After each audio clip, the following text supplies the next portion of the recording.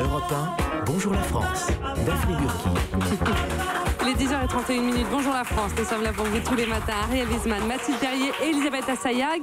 Et vous avez certainement croisé sur votre route ces engins. Vous savez, ces roues où l'on est debout sur des pédales, ces hoverboards qui ressemblent à un gros skate, ou ces trottinettes électriques, ces nouveaux moyens de transport individuels.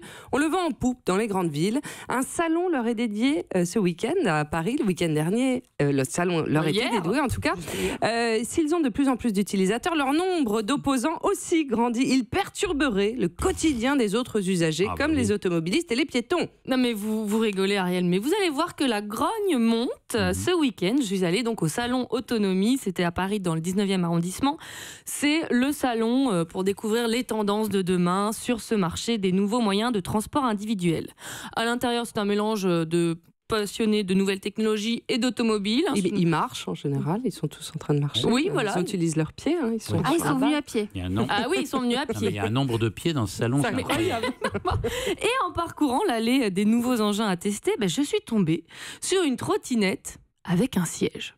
C'est une trottinette qui va avoir un moteur avant et arrière qui va pouvoir monter jusqu'à 70 km/h. Donc on est sur un vrai moyen de transport. C'est un produit qui pèse quand même une trentaine de kilos. Mais là, c'est plus une trottinette avec un siège. On est plus sur du mini-scooter électrique. En réalité, une trottinette, il faut quand même qu'on puisse pousser avec. Là, vous avez le plateau qui est quand même un petit peu haut. Si vous avez plus de batterie, le poids du produit plus la hauteur du plateau, ça va être compliqué de rentrer chez vous en poussant avec votre jambe.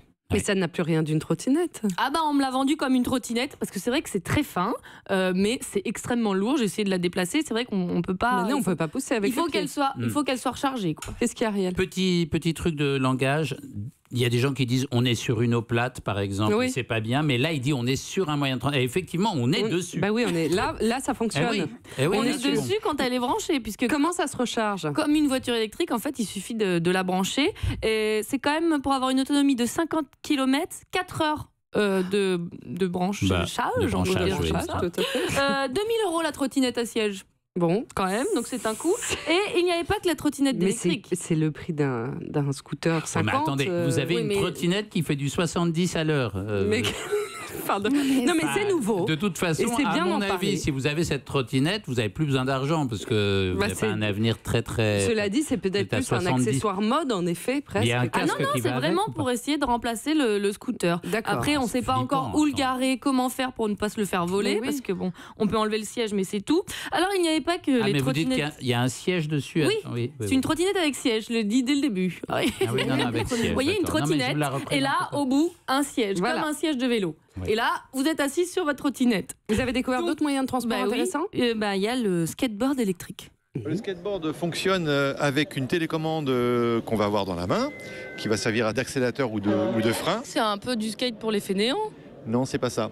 Le skate électrique s'adresse à qui ? S'adresse plus aux clients anciens skateurs qui entre-temps est devenu adulte, s'est marié, a des enfants, etc.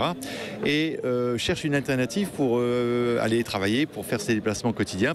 Et donc il va redécouvrir le skate, le plaisir du ride, du fun. C'est-à-dire qu'il va pouvoir arriver frais et dispo au boulot, sans avoir besoin de se changer parce qu'il est dégoulinant de sueur, etc. Et en plus, il va se faire plaisir. C'est génial d'avoir des gosses et de découvrir le ride. Le ride et le fun. Oui, il faut quand même compter entre 300 et 400 € pour un skate sans sueur. Oula. Et puis, alors beaucoup plus surprenant, un peu à contre-courant de tous ces modèles électriques que je venais de voir, les rollers. C'est quoi les rollers ? C'est comme des rollers, mais avec un K. Et vous allez comprendre pourquoi, Daphné. Propose une invention de rupture, c'est-à-dire c'est très différent de ce qu'on peut voir un peu partout. Ce sont des patins qui permettent de marcher. Donc c'est de la marche augmentée. Vous marchez et c'est comme sur un tapis roulant, vous gagnez de la vitesse. Et le gros avantage, c'est que vous continuez à faire un trajet piéton avec des trottoirs que vous descendez, avec des escaliers que vous montez. Ce sont des roues qui sont stabilisées. Donc avec des patins à roulettes, je ne vous conseille pas de marcher parce que c'est le grand écart garanti. Mais avec les rollers, vous pouvez marcher, ça dérape pas, ça s'envoie pas en l'air et vous restez stable, vous continuez de marcher tout à fait normalement. D'accord, mais c'est pas très nouveau ça. Si, parce que contrairement aux baskets roulantes qu'on peut avoir chez les enfants, là on peut les décrocher. On peut choisir de mettre ses roues ou pas. Et puis j'ai voulu le tester et je peux vous affirmer, Daphné, que c'est nouveau. parce que c'était impossible de le tester. On peut essayer là ? On ne peut pas les essayer parce que le prototype que vous avez ici n'est pas très confortable. Oui, donc c'est pas encore au point. C'est tellement nouveau qu'ils n'ont pas encore vu le jour. Donc ça fait pourtant 10 ans que Paul travaille dessus. C'est ironique parce que regardez Paul quand même, il bosse dessus et tout. Oui, 10 ans. Pour qu'on puisse marcher avec dignité quand on fait du roller. Qu'on puisse marcher à 8 km/h. Mais quand on les utilise, ces nouveaux engins, c'est comme un vélo, il faut porter un casque, j'imagine. Alors il n'y a pas de règle encore pour l'instant, c'est conseillé. Et sur ce salon, il y avait toute une nouvelle gamme de produits pour la protection de ceux qui se déplacent avec. Par exemple, moi j'ai trouvé le sac à dos clignotant. Donc il y avait 2 modèles, le hipster ou l'informaticien. Et donc derrière, il y a des flèches qui indiquent si on tourne à gauche ou si on tourne à droite. C'est pas mal ça. Donc ça c'est vraiment pratique. Les voitures, les piétons, c'est vachement bien. Hein. Et alors il y a un autre objet complètement révolutionnaire, c'est le casque airbag. C'est le casque de vélo du 21e siècle. Ça protège 8 fois mieux que n'importe quel casque homologué du marché aujourd'hui. Et c'est bien un casque de vélo et c'est en fait un casque qui se porte en écharpe et qui va se transformer en airbag. Donc à partir du moment où vous allez tomber, en 1/10 de seconde, vous allez passer de l'étape d'écharpe à un airbag qui vous englobe tout le visage, qui va vous protéger du coup la nuque, le côté et en frontal également, donc toute la partie faciale, ce qui n'est jamais le cas d'un casque de vélo classique. En fait, vous pouvez aller au travail avec ça sans avoir besoin de toucher votre coiffure. Donc si vous êtes lavé les cheveux le matin et que vous avez mis un casque dessus, vous allez arriver au boulot et votre coiffure sera toute aplatie sous le casque. Donc là, vous allez au contraire avoir quelque chose où vous avez les cheveux à l'air libre tout en étant un casque de vélo. Mais à la limite, alors pourquoi pas mettre carrément un casque de coiffeur, quoi Mais il me l'a vendu. Oui, alors c'est vrai que c'est complètement, c'est assez surprenant, c'est ingénieux et c'est rassurant. Oui, 300 € quand même, le casque foulard qui s'ouvre quand on chute. C'est le prix d'un casque de scooter. Et une fois ouvert, c'est fini. On ne peut plus le réutiliser, il faut en acheter un autre. Et vous l'avez essayé ? J'ai pu le faire avec la version ouverte.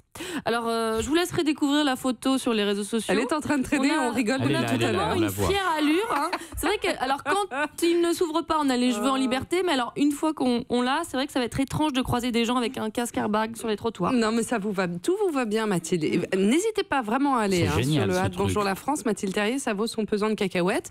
Mais justement, donc, ces nouveaux transports, c'est fait pour rouler où ? Sur la route ou sur le trottoir ? On ne sait plus. J'ai posé la question à l'un des vendeurs de ce salon, celui qui vendait la trottinette à siège, et écoutez sa réponse. Alors ça va dépendre en fait de la vitesse à laquelle on va se déplacer. Aujourd'hui la législation est encore assez floue sur ce sujet, donc c'est le bon sens qui fait foi.